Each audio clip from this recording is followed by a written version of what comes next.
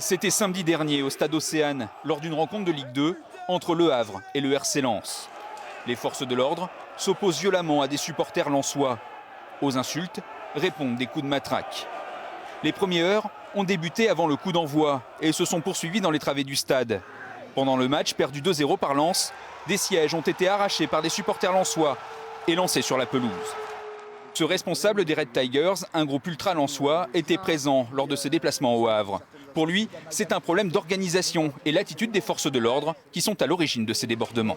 Nos bus en fait ont directement été conduits au parquage visiteur, donc dans une sorte d'enclos grillagé. Et au moment où les gens ont voulu sortir pour aller se restaurer comme prévu, et les forces de l'ordre les en ont empêchés en refermant les barrières. On a enfermé des gens dehors, sous la pluie, sans sanitaire, sans moyen de restauration et en plus sous les pluies de gaz lacrymogène.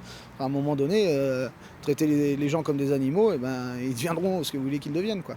Pressé par les autorités qui menaçaient de fermer une tribune lors des matchs à domicile, le président du RC Lens, Gervais Martel, a annoncé ce soir que les 400 membres des Red Tigers seraient interdits de stade jusqu'à nouvel ordre. Ce qui s'est passé, notamment sur le dernier match, pour ceux qui y étaient, avec des sièges qui ont été arrachés, qui ont été balancés comme des boomerangs sur la pelouse vis-à-vis des autres tribunes, je peux vous dire qu'il y avait danger,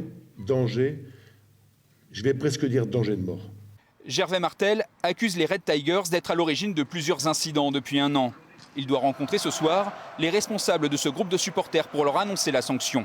Une sanction qui risque de créer du remous au sein de toute la communauté sang et or, souvent désignée comme le meilleur public de France.